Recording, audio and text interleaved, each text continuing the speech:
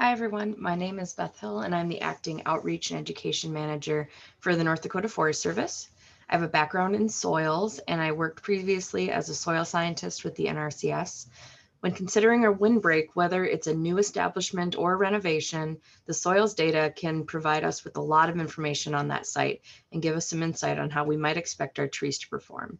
However, I know sometimes we can run into issues understanding what the data is telling us or what we all can even do with the data. So today I'm going to help you figure out what to do when web soil survey seems to let you down.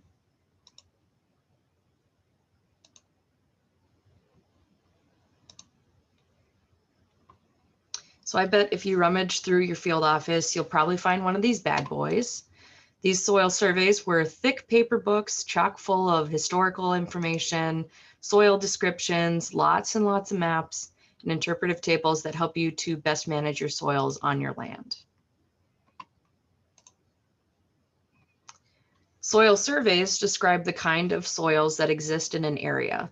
Soils are described in terms of things like their location on the landscape, profile characteristics, relationships to one another, suitability for various uses, and or needs for particular types of management. The art of soil mapping began with soil scientists taking aerial imagery and drawing out polygons where they could group soils based on those factors. They then would go out and ground truth those predictions. In short, the lines that those soil scientists drew are the base for what we see on web soil survey today and what we use to make our land management decisions. Because it would be impossible and incredibly time consuming to draw out each and every soil on a map, soils are grouped together into map units for display purposes. Each individual area of soil on a map is a delineation, and soil delineation boundaries are drawn wherever there is a significant change in the type of soils. I think it's important to understand that these are not hard lines. You're not going to put 1 foot into this map unit here and 1 foot into this one here and have 2 distinctly separate soils. These lines are a gradual change and the map units are meant to group similar soils. Soil delineations typically relate to the underlying landform, whether that's the floodplain, backslope, terrace, etc. Delineating out too many soils would make the map extremely messy and hard to read. Soil maps have their own language, and I'll do my best to explain how to read them. It's important to note that these soils were mapped at a 1 to 24,000 scale. For most tree plantings, the scale of the planting is considerably smaller than the scale of the soil map unit as identified on the soil map. Our polygons or delineations are called map units. These map units are composed of a number of soil components, which are the individual soil types within the polygon. Each soil component is unique from one another, and things like its horizons, textures, parent material, and landform position help to determine what soil it is. Each map unit has a map unit symbol, which is usually a mix of letters and numbers, and the map unit correlates to one specific map unit symbol. This map unit name can provide us with further information about the soils that are out there, including the major components, surface texture, any modifiers like gravelly or saline, and the slope. Here I have a clip of a soil map with the map unit legend on the left. We can see that the closed depression map unit here on the right has the map unit symbol of F4A. That symbol corresponds to the map unit name Southam Silty Clay Loam 0 to 1% slopes. This tells us that the majority of the F4A map unit is composed of the Southam soil component. That doesn't mean we only have the Southam soil in this map unit, but the Southam soil is the one that makes up the majority of this map unit. The surface texture is silty clay loam, and the slope is 0 to 1%. Similarly, we can see F143C, which corresponds to the map unit name Barnes Buse Langhigh Loams, 6 to 9% slopes. This lets us know that we have 3 major components: the Barnes soil, Buse soil, and Langhigh soil. There exist other components within this map unit, but the components that make up the largest portion of this map unit are these 3. We can also see that we have a loam surface texture and our slopes are steeper, 6 to 9%. Within our soil surveys, we also have interpretations, which act as guidances on how these soils could be expected to perform in different land uses or classifications based on its properties. These interpretations teach us how to best manage our soils. In older soil surveys, interpretations were given for each map unit based on the most limiting interpretation, or what we call the dominant component. Web Soil Survey expands upon that and provides properties and interpretations for each component in a map unit, along with the percent composition.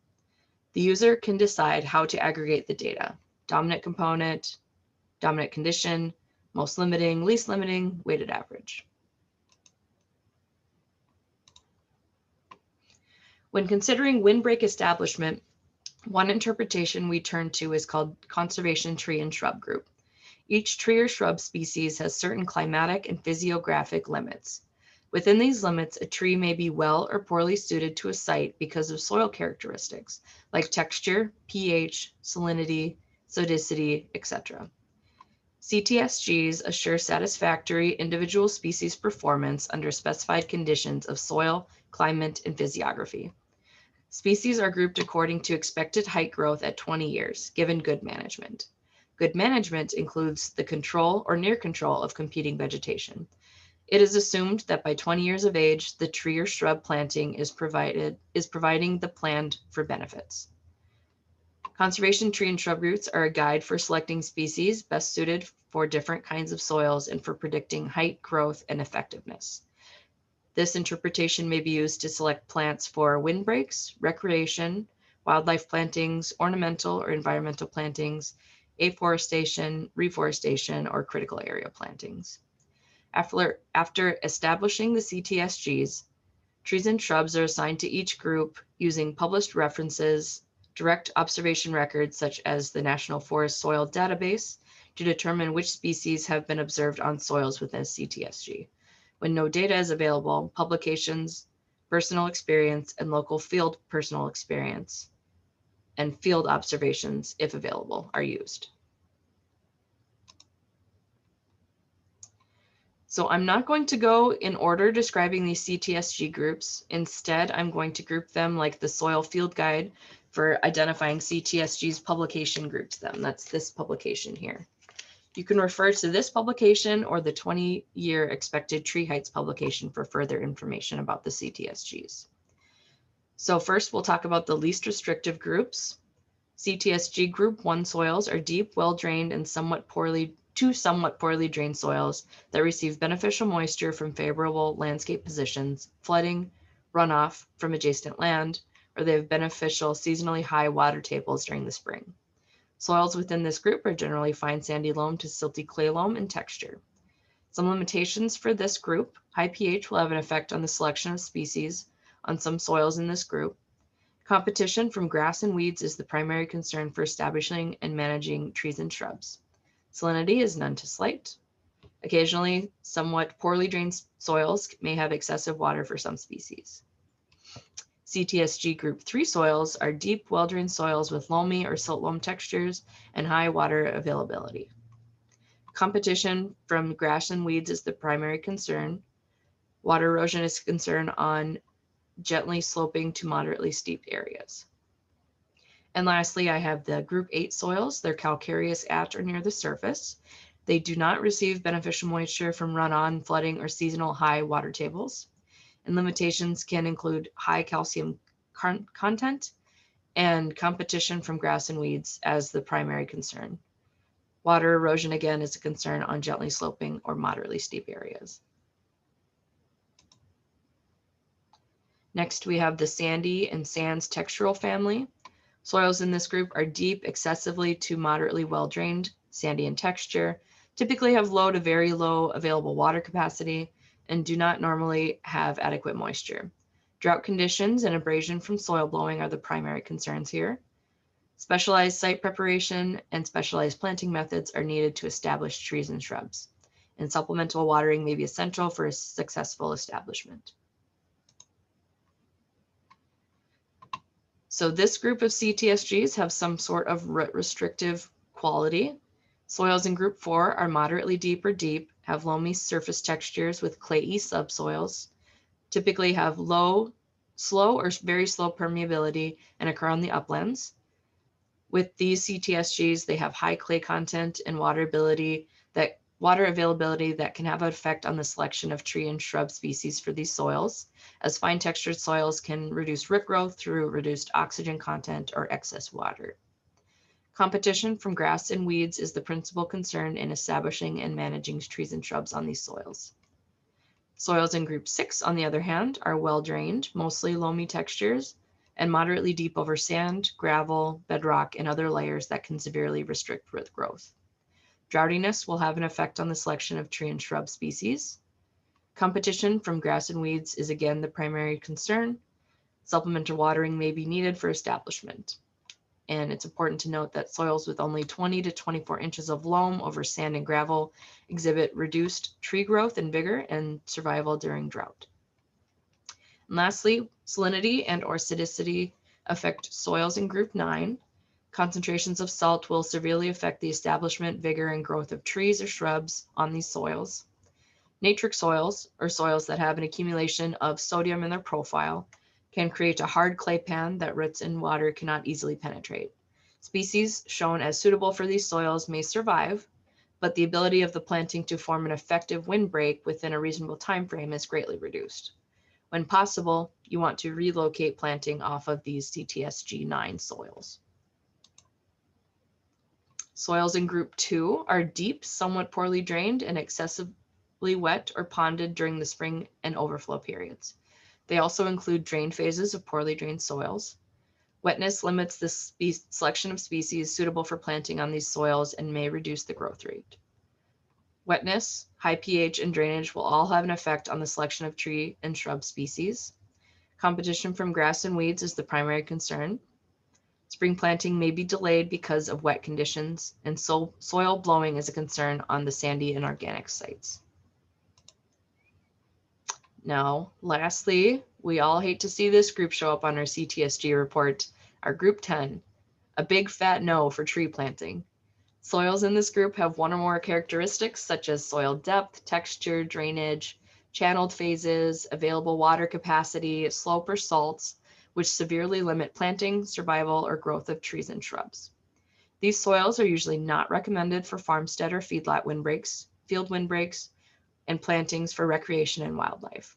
However, on-site investigations may reveal that tree and shrub plantings can be made with special treatments, whether that's hand planting, scout planting, specialized site prep, drainage, other treatments. The selection of species must be tailored to the soil conditions existing at each site. CTSG Group 10 soils include all shallow soils, all undrained phases of very poorly drained soils, all soils with less than 20 inches of loamy fine sand or coarser surface material, all moderately and strongly saline soils, and other CTSGs that are on limiting steep slope for their group. So we have all of this data that was traditionally available in the soil surveys available online in a platform called Web Soil Survey. This is an online database that can be accessed by whomever, wherever. It's a very user-friendly, updated regularly, and there are tutorials available on this main page if you want to become a Web Soil Survey Master. So I will walk you through how to best find the information we need for determining if tree planting can be successful on your site. First, we will start by typing Web Soil Survey into your search engine or save it to your bookmarks bar, which will bring you to this main page. Click the big green button to begin. First, you're going to input your selected site. This can be either by address, PLSS, lat long. I'm choosing a site near Bowbells up in Burke County. When you click View, it is going to zoom to the location you just entered. Next, you're going to select your area of interest. You're going to select one of these polygon tools up top in the toolbar. I chose the square AOI tool, and I'm going to draw a rectangle around the area I want to do my planting. You will then come to a screen like this with blue-green lines across your AOI. Next, you are going to hit the Soil Map tab up top here, which will take you to a screen like this. You will have your map legend on the left-hand side with all of your map units and symbols, as well as a soil map here on the right. So say, for example, we want to renovate this tree row here in map unit 2179, where we have some gaps right here. I'd first stop to think, why would there be gaps in the first place?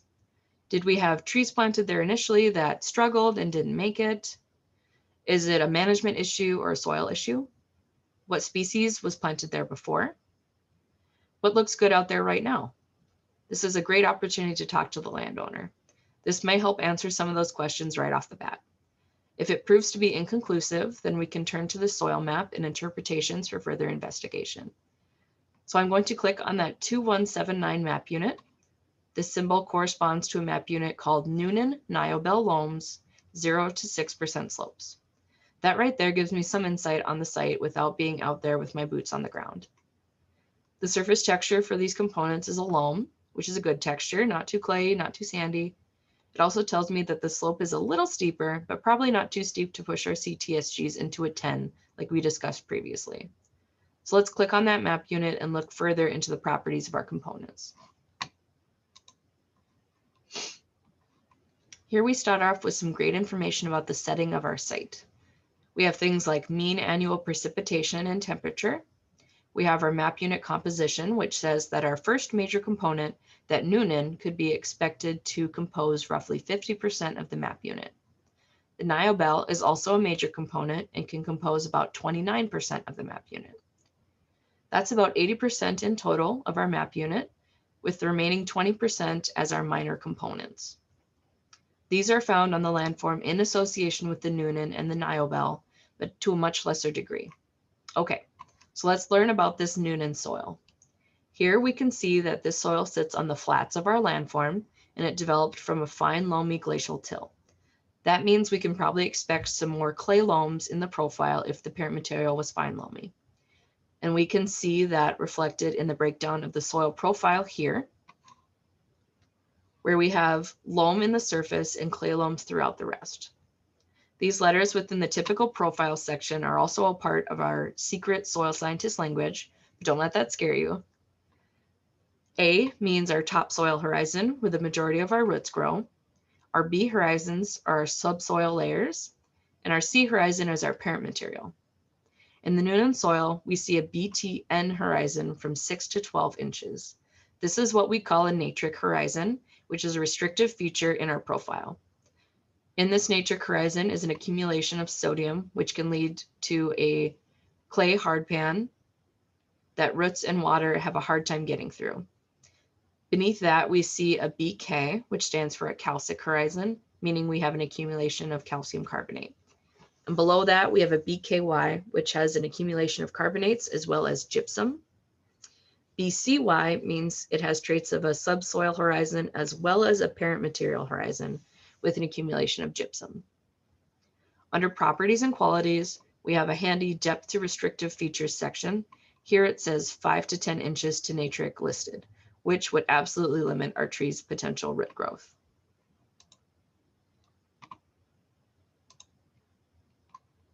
If we scroll down, we can see the characteristics of our other major component, the Niobel soil. We can see this soil is found on the rises on the landscape and also developed from fine loamy till. It has similar textures as the Noonan throughout. We notice that beneath its topsoil horizon, we have a B/E, which means it has characteristics of a B subsoil horizon, as well as an E horizon, which has alluvial or leaching traits to it.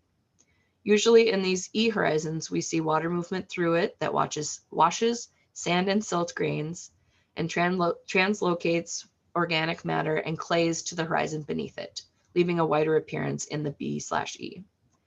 Beneath that, we have a natric horizon deeper in the profile than the Noonan, with a BKY beneath that and a C horizon or parent material below that. Let's look at that depth to restrictive features section again. This time it says more than 80 inches. That's great. So within this map unit, yes, we do have a soil that could prove tricky for tree planting due to restrictive features, that Noonan soil. But the other major component in the map unit, the Niobel, doesn't have these same issues. And if we look further down, we can see our minor components. The Williams, Miranda, Tonka, Hamerly, Heil, and Parnell. Okay, So now that we have made ourselves familiar with some of the soils we could expect out there in our selected tree row, let's compare this with some interpretations so we can find the right tree for the right place. We do this by selecting the Soil Data Explorer tab at the top. Next, you're going to make sure you select the Suitabilities and Limitations tab here. Next, you are going to click on Land Classifications here on the left, and then open the Conservation Tree and Shrub Group tab. So it's here, here, and here. As you can see here under the table, the aggregation method for this interpretation is dominant condition, not dominant component. You can change this under advanced options here on the left if you choose, but with dominant condition, it takes all of the components into consideration, not just the most limiting. Here we can see that the 2179 map unit, the Noonan-Niobel loams, 0 to 6% slopes, has a CTSG rating of 9N. That 9N designation means that the subsoil exhibits a layer with claypan characteristics within 6 to 18 inches of the soil surface. This means that there are some restrictive properties in our soil that could hinder the establishment and growth of trees if they were planted on this soil.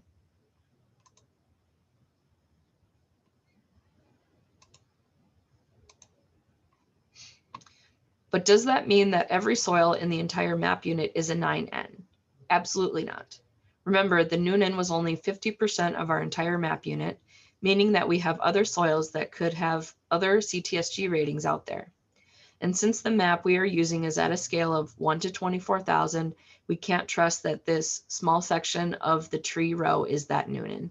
So what can we do to investigate further? Let's first use another interpretation that you may not be as familiar with. Click on the Soil Reports tab up top here.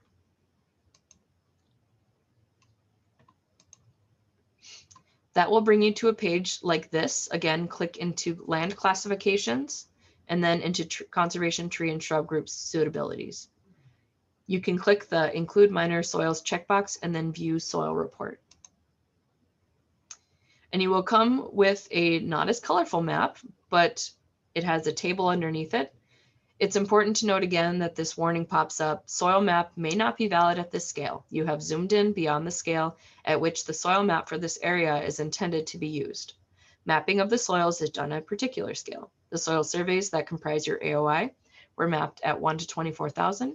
The design of map units and the level of detail shown in the resulting soil map are dependent on that map scale. Enlargement of maps beyond the scale of mapping can cause misunderstanding of the detail of mapping and accuracy of soil line placement. The maps do not show the small areas of contrasting soils that could have been shown at a more detailed scale. Thanks, Web Soil Survey. They explain it plain and simple. So let's look at that 2179 map unit again by scrolling down. Here we go. So this interpretation also gives us the CTSG rating for our map unit, but it breaks it down further and lists them individually by component. This can be helpful in getting a better picture of our specified site at the scale we need. Before we go out and do some ground truthing, we can see here that the Noonan we looked at with an 9N rating. Our Niobel is our other major component, and it actually has a CTSG rating of a 4, meaning we basically have a loamy surface texture with clayey subsoils. A lot more kinds of trees are able to grow on a 4 than on a 9N. Even still, our map unit also could have some Williams, which is a 3, Tonka, which is a 2, or a Hamerly, which is a 2KK. It's important to note the other minor components as well that have even more restrictions, like the Miranda, the Heil, and the Parnell. Maybe the gap we are looking at here is shallower, where we could find the natric Miranda soil, or that indeed would be considered a 10. Or is it more in a depression, where we might have more poorly drained soils like a Heil or Parnell?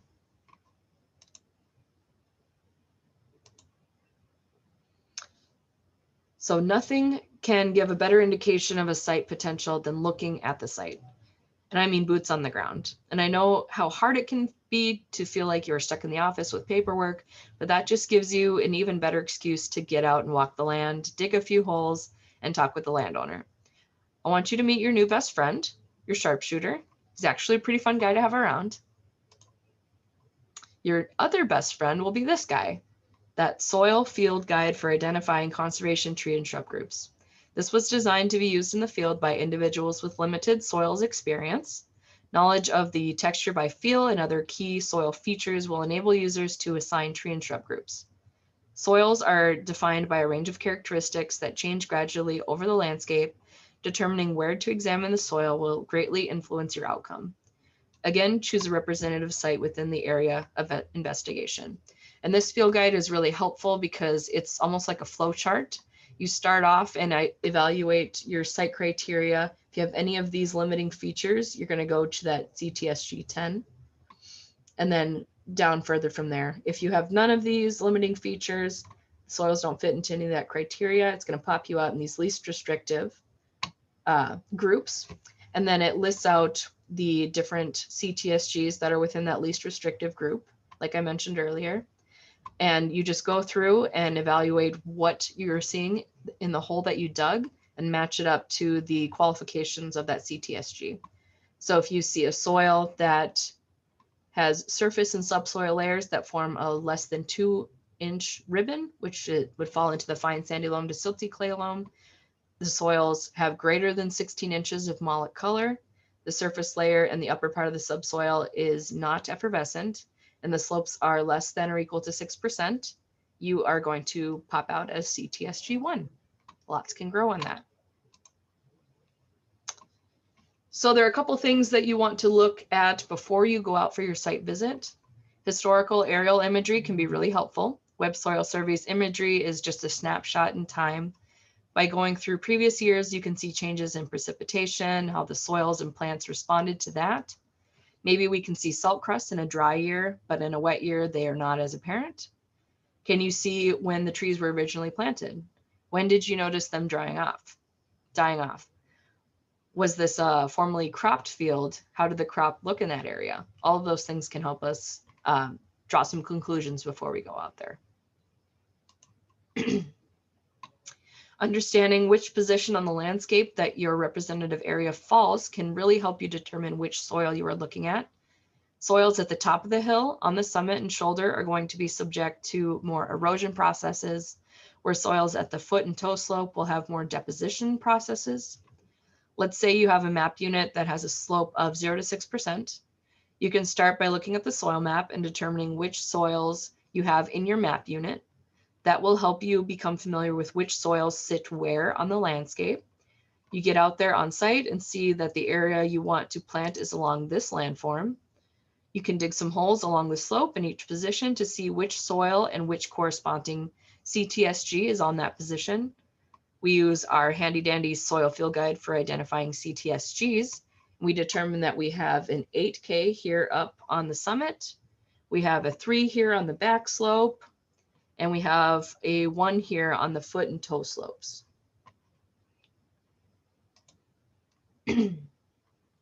Texture plays a big part in determining which CTSG you also have. Texturing by feel in the field is going to be your best bet if you don't have much experience. In the soil field guide for identifying CTSG manuals, it does have a flowchart to help you. Wet your soil and form a ball. Does it hold together? Try to make a ribbon. How long is the ribbon? Now, excessively wet in your hand, what do you feel? Grittiness, smoothness, neither, both. This definitely takes practice, but it's one of the most useful tools you can have. I hope this presentation provided you with some insight on how to help you to best make the decisions for establishing new windbreaks or renovating existing ones. It's really amazing the impact that soils have on the success or failure of our tree plantings. Understanding the capabilities of Web Soil Survey is the first step, and then learning what to look for when you go out on site is the next. You all do tremendous work in the field of conservation, and I hope that you'll be able to use these tools and tips to improve your decision-making with tree planting. And I'll be available to take any questions. Thank you so much.